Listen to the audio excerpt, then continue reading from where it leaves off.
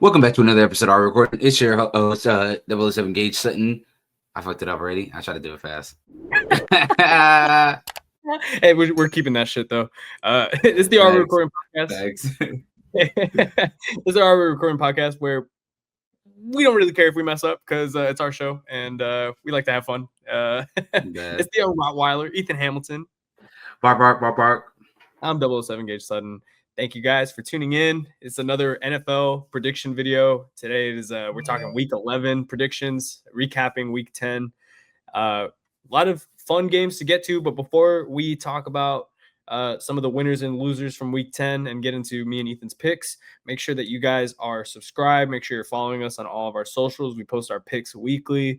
We also post TikToks and clips from this podcast. So if you don't stay till the end, I'm sure you'll see some of our stuff on your Instagram. And if you like it, make sure you're sharing it with a friend. We really appreciate it. Helps the channel grow, and videos like this show up in more NFL fans' feeds. So we would really appreciate if y'all hit that subscribe button.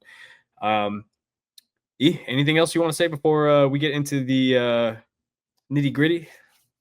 No, not it. Let's get to the shits, man. Let's get to the shits. Last week was pretty good. It was a win-win for me. Like I told you, I think the best place to start off with is got to be Sunday Night Football.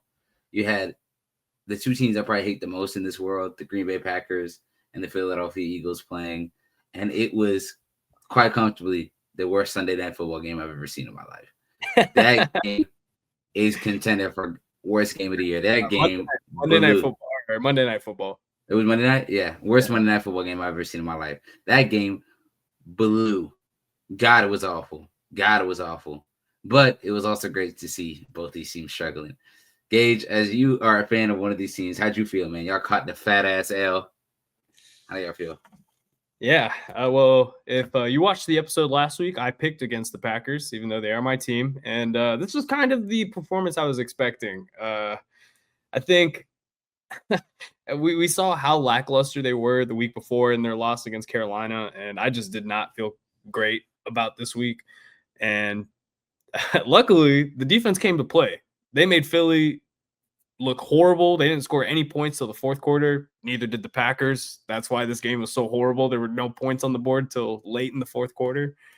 And I mean, it's just kind of what I expected. The Packers defense, it goes back to the inconsistency where one side of the ball showed up. The defense played great. Saquon Barkley got held to under 80 yards. Jalen Hurts really didn't get anything going until the fourth quarter with a couple big passes.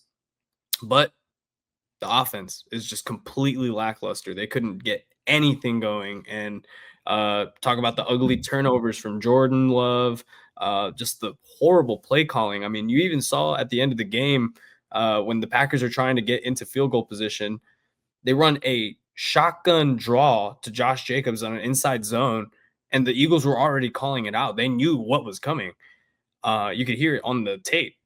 And that's just re-emphasizes a lot of the problems that the Packers have right now. They need a whole offensive kind of refresh, and I think for the Eagles too, it's been a big point of concern for this team all throughout the season so far is the consistency of their offense. The defense has come to play every week, but I think these are two teams that are in very similar situations, but I still have a lot more trust in Philly, obviously coming off the win against the Packers and the defending Super Bowl champs. So that's really what I got to say about this game, dude. It was ugly. It was bad.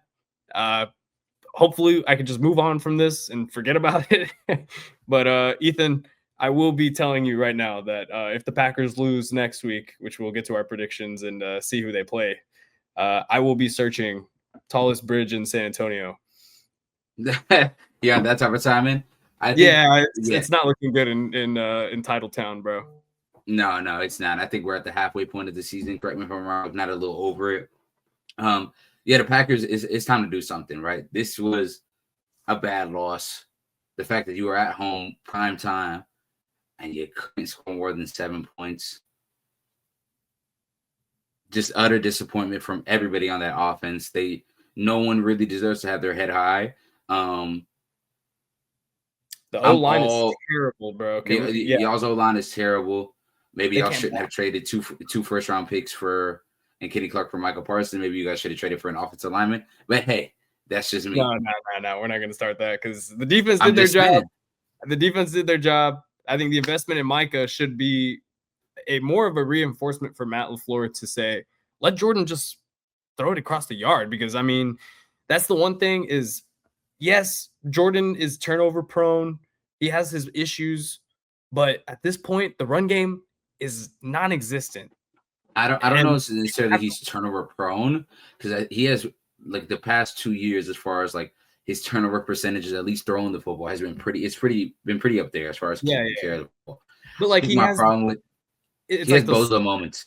He has yeah, bozo yeah. moments that you're like, what did you see there? Like that was a very unnecessary, and I think we saw a little bit of it this game, a lot of it. We're just like, bro, what are you seeing that the rest of us aren't seeing? And he just has not played a good point blank period. I know a lot of people had him coming into the year as like a dark horse MVP. Is like, is this the year that like Jordan Love kind of proves himself into the elite conversations? And I think it's safe to say that halfway through the season, that is not the case. Point blank period. I think the Nope. offense is just out of whack. Again, you watch the team more than me, but the amount of times they just said, fuck it, here, Josh Jacobs, just do something with it, blew my mind. It's like, Yeah. y'all don't see how predictable it is, especially on first and second down, that y'all are gonna run Josh Jacobs in this way. But hey, Yeah.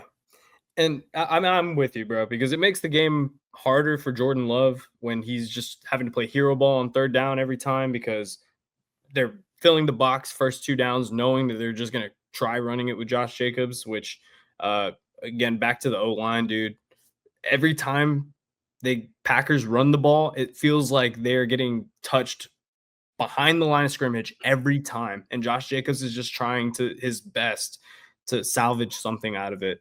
Yeah, they just have no push. The pass blocking is really rough, which is kind of why I'm going to cut LaFleur a little bit more slack of like why he's not cutting loose and letting Jordan throw it over the yard.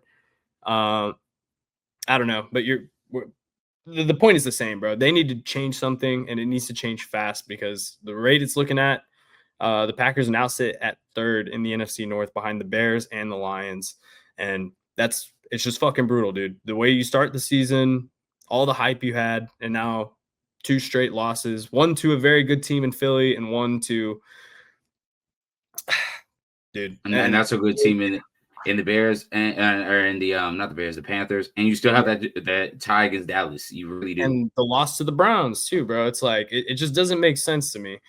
And they were all Why winnable. Well, they were all winnable. They were all every winnable. single one of them. They could have won that Philly game too if a couple plays go their way, but it's a problem at its core. And I don't know if a change at coaching is what's necessary, but they need to figure it out, or else And we will be looking yeah, at a very sad Packers fan right here, and I'm sure lots of them. And I'm all for it. No, don't get it twisted. That would be a very happy end of the season for if the Packers get one and done, bounced in the playoffs. I will be cheering. See, I Now to hate move it a little bit. now because I can't say like, oh, well, I'm going to be cheering when the Chiefs lose in the Super Bowl. Because you know what's going to happen. And don't get me wrong, we have our own issues. Don't get me started. But like the Chiefs Invitational, you already know how it goes. Next up, even though it is a big week for us, it's a must win it. But we'll talk about that later. And from the Eagles' perspective, I mean, you hear AJ Brown after the game on stream talking about, if you have me in fantasy, get rid of me. And him talking about how the offense is struggling. Like, I actually admire that. Him, not really if you have me in fantasy, but just him acknowledging that, like, the offense is not playing good, bro. They just not. They're winning games kind of in spite of how average the offense is. It's safe to say that Saquon that we saw last year, he's not here this season, right? For whatever reason, the offensive line, the run scheme, Saquon himself, it's just not meshing in the way that it was last year. He has been very, very average. The run game for Philadelphia has been very average this year. The passing game has been very average. What has been saving them is that I thought I never said it today. Jalen Hurts. Jalen Hurts has been taking care of the football in a way where it's like they haven't excuse me. They haven't been putting the defense so in harm's way. They still haven't not been playing great, the offense, but at the very least, he's doing the bare minimum. He's not turning over the ball. And all it took really in this game was one big play to DeVonta Smith, and that was effectively the game. Yeah. Because the defense held their own. The defense held their own against the Packers wide receivers, which is a whole another issue. But yeah, if I'm Philadelphia going forward, I mean, you're still probably the favorites out of the NFC. I mean, I don't really trust anybody else. The Bucks lost again this week. The Lions are, we got to see when the Lions with the lights are the brightest. The NFC East is kind of, they're running away with it now, especially with the Giants being hurt, the Commanders being hurt, the Cowboys having no defense. So it's like, they'll be straight. They'll probably end up getting the 1 seed in the NFC. And this is probably their biggest test. So if I'm them, I'm like, all right, I guess we passed this test for like a 71. But I mean, I'm not. It's back to the same old, same old. I guess we're looking for more dominance, and we're not getting it from them. Yeah. I think my only counter on that is when AJ Brown says something like, if you have me on your fantasy team, don't play me. Maybe I'm tripping, but week 11, you start AJ Brown. He's about to go fucking nuclear. That's just the way these things work. So don't make that mistake. Don't sit AJ Brown, because I have a feeling he's trolling a little bit. But let's talk about one of the other shocking games from week 10, or I should say one of the shocking results. And that is a divisional game where we saw the Miami Dolphins absolutely mollywop the Buffalo Bills in a complete shock. I mean, both of us last week were very clear and very concise with our pick and saying, confident in saying Buffalo was going to win. Miami came out and beat the brakes off of them convincingly. Achan played crazy. They had Jalen Waddle hooping, I think 2 defensive touchdowns or a special teams touchdown. They were just all over the place, man. This is concerning for the Bills, E. And I know this is why you want to talk about this game, because you want to do a little bit of a hate watch for the Bills, right? Oh, for sure. For sure. I mean, I talked earlier this season about how, like, who have the Bills really, really beaten? Like, really sit with it. The Bills have not done nothing. Yes, they came back against the Baltimore Ravens to start the year. But the Ravens aren't good. We've seen that throughout the season. They're not that good. They beat the Jets. They beat the Dolphins. They beat the Saints. And they beat the Panthers. Now, credit, they did beat the Bills, but they beat them, or they beat the Chiefs, but they beat them at home. Like, what did they do what have they done this season to, like, warrant them being contenders? I haven't seen it. I have not seen it at all. You lose to the Falcons on the road. And then now you lose to the Dolphins on the road, as well as, like, losing to the Patriots. The Patriots now are sitting at, if I'm wrong, they're sitting at 7-2, right? Their only losses being to the their only losses being to the Bills and to the Raiders to start the year. They're actually 9-2 after they're winning against 9-2 today. But yeah, dude, the Patriots look good, and the Bills are losing that lead. I'm with you, E. Like, this team just doesn't look like the Super Bowl contender that we expect. Me personally, I'm still not counting them out, because as long as they have Josh Allen on that team, I think they have a chance, basically against anyone. But definitely not the best Buffalo team we've seen as a unit, we should say, because the defense is not great. And especially with the AFC being wide open that it is, the Chiefs are the weakest they've been in a long time. The Ravens probably not making the playoffs at all, unless they get hot. And the Ravens, even if they make the playoffs, the Ravens they're not that good as years in the past. Like, now is the time. Now is the time. And it's looking like they're about to miss that window.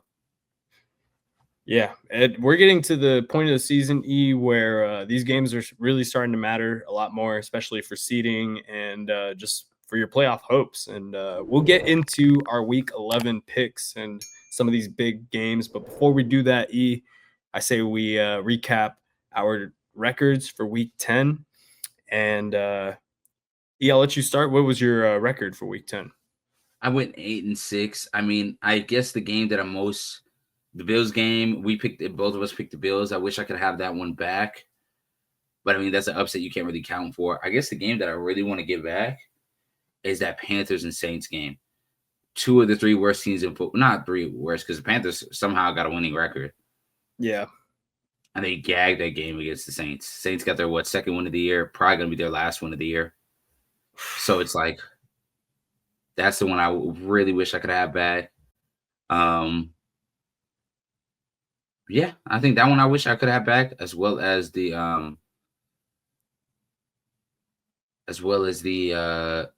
don't know if I have. Oh, I think I messed up on one of my picks. I think we both went 9-5. Why? Who'd you pick? I realized I had the Ravens over the Vikings. Yeah, Ravens did win. Yeah, so I'm tripping. Yeah, that's an error on me. There you go. Now 73-47. So we both went even. Both of us went 9-5. Okay. I was gonna say I got that one wrong. Yeah. I think that's good though. We keep it competitive, keep it going into the season on our total records, and I'm kind of with you. I think that that Buffalo Miami game was kind of hard to predict, especially the way Miami had been playing and firing their GM. But I think the one I would want to take back is picking Pittsburgh over the Chargers, or at least for me. I don't know if you picked Pittsburgh. They got stopped out. I should have known, dude. Like, it's prime time. The Steelers lose games like this. I should have just had a feeling, but I'm not mad. 9-5 is still a winning record, and as far as I'm aware, I'm still in the lead. So you are, but it's not.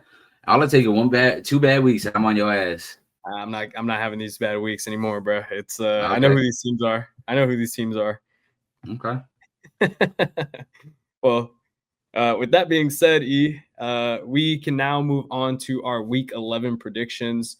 And as we record this, we are recording this after Thursday Night Football. Both of us had the Patriots going into the week, so we'll give ourselves some a dub there. But let's start with our Sunday morning slate. We've got a game in Madrid between the Washington Commanders and the Miami Dolphins. Why do they hate Spain sending these two horrible teams? Not messing. What do we think about this one, E? I think both of these teams, man, Dolphins coming off a really, really good win against said Bills. The Commanders coming off a bye. Or not a blowout loss to the Lions. I think neither one of us are expecting these teams to make the playoffs. But if I'm the Dolphins, I want to build on that win I had against the Bills. If I'm Mike McDaniels, I want to keep my job. So I'm going to lead with the Dolphins winning this week.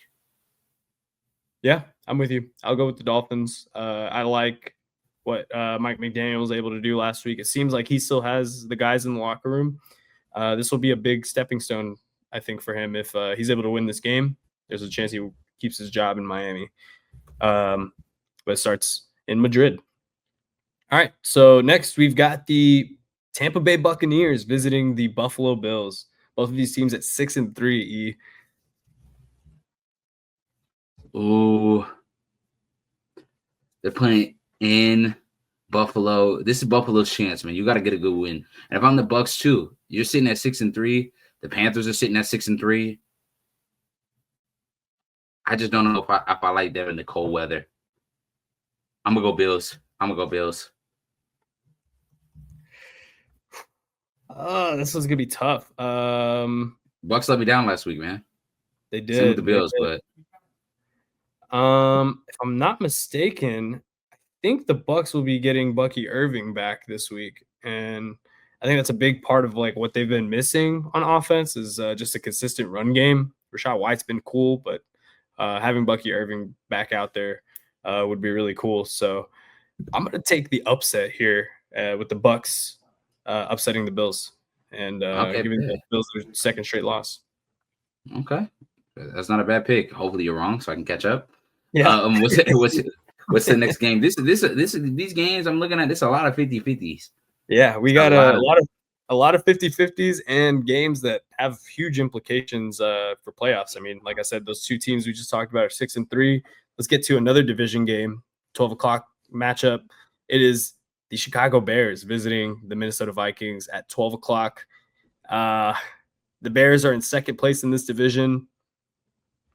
I am going to take the Minnesota Vikings here. I think the Vikings cause a little more chaos, and we've seen better performances from this team, especially from the defense. I think offensively they're still trying to figure things out with JJ McCarthy, but league's better than what we were seeing with Carson Wentz 4 weeks ago. So yeah, I'll take the Vikings. I think my question is, which Bears team do we see, man? Can Yeah. Caleb and them take care of the football? I'm going to go out on a limb. I'm going to go Bears, man. I'm really going to go Bears. Okay. It's going to bite me in the ass because they're playing in Minnesota, but I'm going to go Bears. All right. Like that. Should make things a little more interesting in the NFC North as we move on to our next game. We've got the Houston Texans visiting the 1-8 Tennessee Titans. CJ Stroud is not playing for the Texans. I don't think that matters. Give me Houston. Give me Houston. They got a good win last week against the Jags, so I'm going to roll with them. Yeah, comeback win too. The Jags were up that whole game basically. Mm-hmm. But shout out to the Texans defense. They did their thing, and Davis Mills was able to get them the win too. So, all right. Next, we've got an NFC South matchup with the Carolina Panthers visiting the Atlanta Falcons. How are we feeling about this one? Panthers, man. I think they're first or tied for first at 6-3 in the division. The Falcons, man, that offense is just horrendous, sitting at 3-6. Or Panthers at 5-5. Pardon me. Panthers are 5-5, second place in that division. Falcons are sitting at 3-6. I love that Falcons defense. I just hate that Falcons offense, man. Like, they just have not moved at all this season. But they're playing at home. I'm gonna go Falcons. Divisional game. I think they'll get up for it. I'm gonna go Falcons. Yeah, I'm with you. I'm taking Atlanta here. I think as much as they've been struggling, Carolina just looked rough last week, and I'm not putting that much stock in them, especially against an Atlanta team that's been inconsistent. But when they've been clicking, I think the offense and the defense are able to pop off. So next, we've got the Green Bay Packers visiting the New York Giants with Jameis Winston making the start for New York. Everything in me is saying to pick the Packers, be the optimist, pick my teamie. But after 2 straight losses, I would not be surprised to see Jameis Winston come in and give the Packers eat a dub in front of. Don't say you're gonna throw your team under the bus for the Giants, please. I'm don't not say going to. I'm going to pick the Packers, but I'm just saying okay. Like, it is very likely that the Packers struggle in this game. Yeah, no, I'm right there with you. I just don't think as much, only because correct me if I'm wrong, but Jackson Dart is in concussion protocol still for this week. Yeah. So it is Jameis Winston. They don't really have any weapons. I'm gonna go Packers pretty handily. Yeah.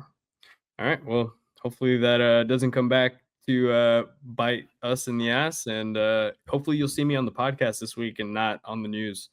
Thanks. All right. Next up, we've got the Cincinnati Bengals visiting the Pittsburgh Steelers. This is a divisional matchup, obviously. Still no Joe Burrow. They are saying he's close to return. Do you think it matters, E? No, I don't think it does. I picked the Steelers. They're playing in Pittsburgh. Pittsburgh had a really, really bad primetime game against the Chargers. I think they're going to fix that with a midday dub in the Steelers. Yep. And the Ravens are right behind them in the division. So these are the kind of games they need to win if they want to make the playoffs and keep their lead over Baltimore, who, for all of their injuries and struggles at the beginning of the season, they're surging back in that division. So I'll take Pittsburgh to keep it interesting. Next, we've got the LA Chargers visiting the Jacksonville Jaguars. Bro, both the Chargers had such a good game last week, but they're playing in Jacksonville. I don't know which team I'm going to see for the Jags. I really don't. So I'm going to go with a more consistent team, man. Herbo and Lab McConkey are getting it done the past few weeks. I think they're going to continue it. and really try to push their case to lead this division, especially when two of their rivals are going head to head in this week's matchup, the Chiefs and the Broncos. So I'm gonna go Chargers. Yeah, I like the Chargers here too. Jacksonville is very concerning, and even though they made a trade for Jacoby Myers, losing Travis Hunter is it's been Out for the very, year. Mm-hmm. yeah, out for the year. Very tough for that team, and Chargers are very good. Even though they have a lot of injuries on that O line, I think Harbaugh's got those guys playing. So yeah, I'll take LA. All right, here we've got a really, really good game at 3:00. We've got the Seattle Seahawks visiting the LA Rams. Both of these teams at 7-2. Big divisional implications here for both of these teams and playoff implications. The way it's I think looking, this, one of these could end up as the 1 seed too in the NFC. So, bro, both these teams have been playing great this year. I mean, the Rams had that unfortunate choke job they had against the Eagles. If not, they'd be first in the division.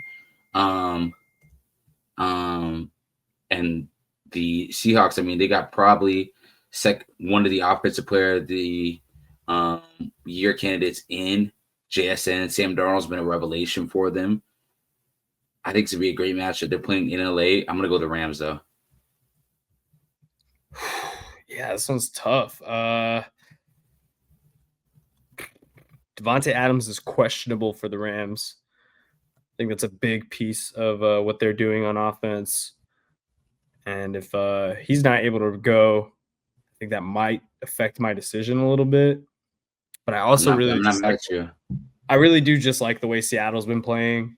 So I'll take the Seahawks on the road, taking a win here against the Rams. Who, you know how much I love this Rams team, man. There's a lot to love on this team too. But I think this has probably been like I said, top 3 teams so far in the NFC. These have been 2 of them. It's a heavyweight matchup. For sure. Next, we've got an NFC West matchup with the 49ers visiting the Cardinals, who got blown out last week. I like the Niners here, even though they're banged up. I think they have a more direction-led team than the Cardinals are right now. I'm with you a little bit. I think I got fooled with how the Cardinals played against the Cowboys. I'm thinking maybe Jacoby Brissett has something for me, but I'm gonna have to go with you on this one. I'm gonna go Niners. I just don't see them beating the Niners, even though I don't think the Niners are particularly great. Yeah. All right. Next, we've got the Baltimore Ravens visiting the Cleveland Browns, and I'm going to keep it short and simple here. Baltimore is in must-win mode. I'm taking the Ravens. Which is going to be hard. That Browns defense is so elite, and I think this game might be, in my opinion, the last game we see. What's his name? Dylan Gabriel. I think we see Shador after this week. That's my bold prediction. I think we see Shador after this week because I think, for all intents and purposes, Kevin Stefanski's job is on the line because it's like you did all this shaking and moving this offseason to see if you could find you a quarterback. Kenny Pickett got traded, Joe Flacco got traded, and you drafted Dylan Gabriel. And he has looked like Kaka since he started. And he's a rookie, I understand it. But you also drafted Shador Sanders. Whether the owner liked him more than you, probably, but you still drafted Shador Sanders. And at a certain point, it's going to be like, Shador's going to get a shot this season. And it's going to be a situation of if Shador's ass, well, the team is still losing, so you're going to get fired. But if he's good, it's like, if he was this good, if he was this much better than Gabriel, and you just had him sitting on the bench waiting this whole time, it's not a good look for Stefanski. I think the writing's on the wall for him, personally. Yeah. Either way this goes, I think they lose this week to the Ravens. I'm with you, bro. I think a lot of NFL fans are ready to see Shador. And yeah, this is kind of a lose-lose for Kevin Stefanski, like you said, because if he doesn't start Shador, they're gonna fire him and say like, "Hey, why didn't you start the quarterback who was projected way higher than Dylan Gabriel too?" And then if he decides to start him and he starts winning games late in the season, people are gonna ask, "Why didn't you start him sooner?" So I think, yeah, it's going to be a very tough way to keep your job here in Cleveland, especially after the way the years have gone for Kevin Stefanski. So I'll take the Ravens here. All right, up next, this is a do or die game for your Kansas City Chiefs. They're visiting the AFC West leading Denver Broncos. Chiefs coming into this game at 5-4. The Broncos are coming into it at 8-2. I think a very inflated record for what we've seen from this team. Mm-hmm. I don't know about you, dude. I'm taking the Chiefs here. I think the Chiefs make it a little more interesting in that division. I agree. I think the Chiefs needs to answer the call. They've had some rough. This season has been meh so far. I think they started the season off not great against the Chargers. Kind of didn't perform well in crunch time against the Eagles, and they had a bad turnout against the Jags, in which they probably should have won. And now they're sitting at 5-4, especially with how well the Broncos are playing, and especially with how well the Chargers have been playing. They can't afford to lose this game and give up any more ground. Even though I still think the Chiefs are the Chiefs, they need to get this dub in Denver. It's going to be hard because that defense is great, but I'm going to pick the Chiefs. Yeah, I think Andy Reid's going to have those guys ready to play. He knows how big this game is for his team. And if he wants to keep their playoff hopes, Super Bowl hopes, division hopes alive, this is a game they must win. All right, next we've got our Sunday night game. This one should be fun. It's the Detroit Lions visiting the Philadelphia Eagles. Lions coming into this game at 6-3. Eagles coming into it at 7-2. How are we feeling about this one, E? Man, the Eagles, like I said, we talk about their offensive struggles. They're going up against a team that they're going to have to score points in, and the Detroit Lions. My thing is, Detroit, can you win the big game is the question. You were able to beat the Ravens earlier in the year, but other than that, have you had any great wins? Right now, the Lions are sitting at 6-3. They lost to the Chiefs. They lost to the Vikings recently. And they lost to the Packers week 1. They lost to the Packers in week 1. Week 1. Spanked. This is a game you especially need to win if you want to, start cementing yourself as a contender and proceeding, right? Like the Packers are a little behind you, or not behind you, but the Packers are sitting at the same record, right? 6-3.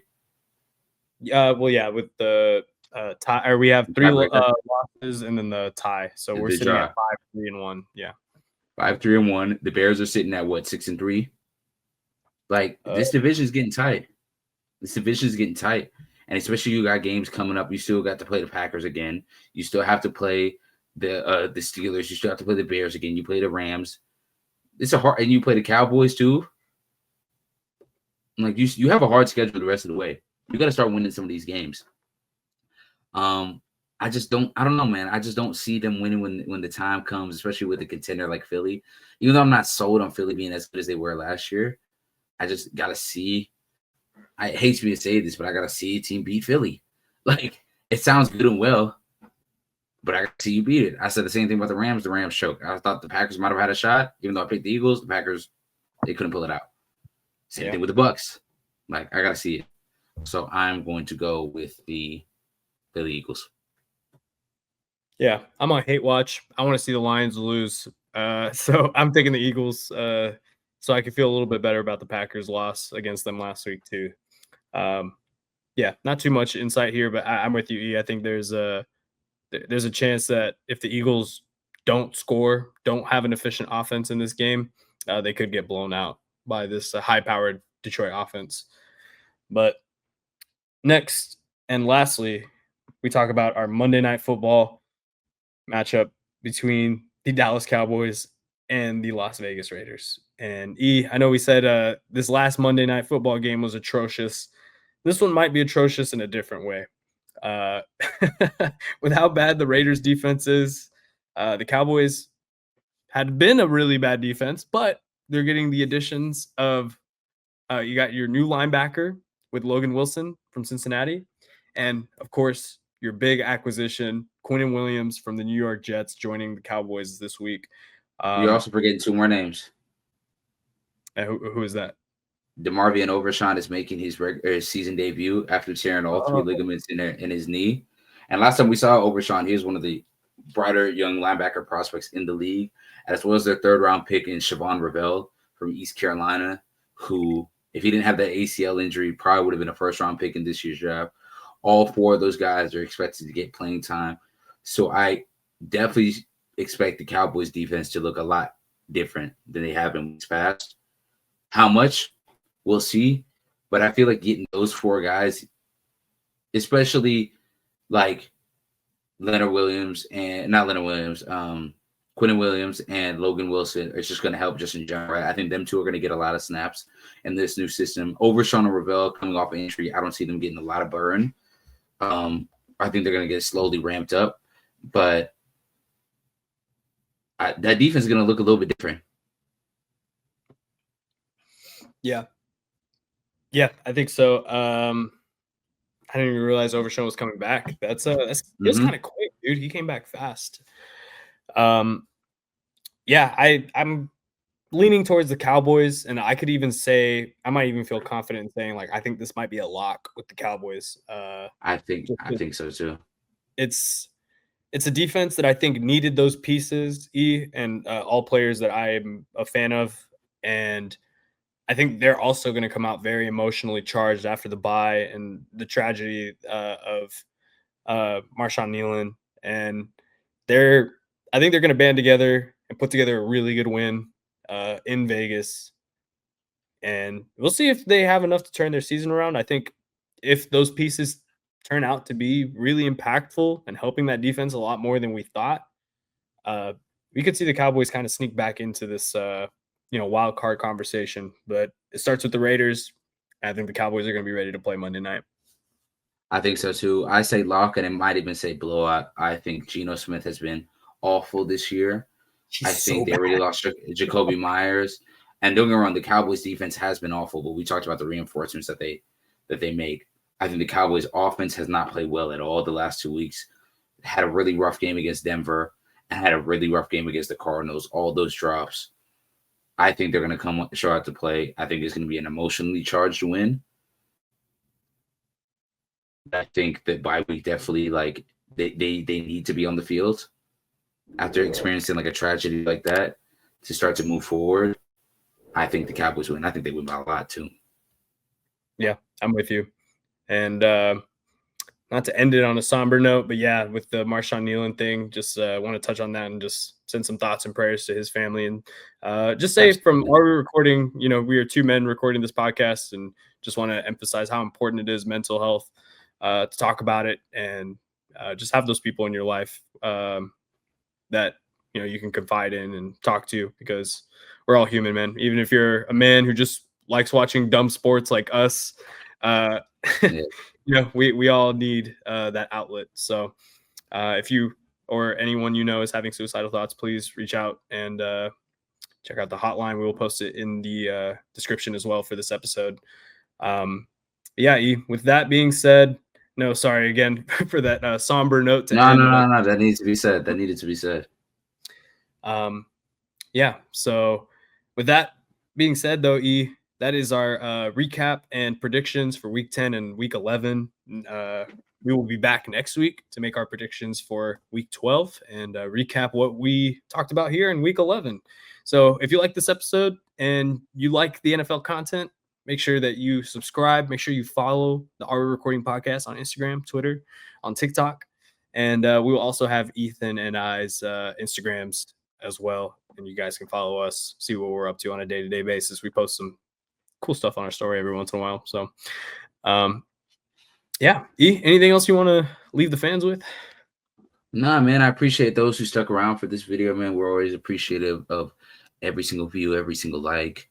So thank you guys. It's been another amazing episode with Young Rottweiler, your boy Ethan Hamilton, and my partner 007. Yes, sir. Yes, sir. 007 Gage Sutton. We'll catch you guys in another episode. Peace.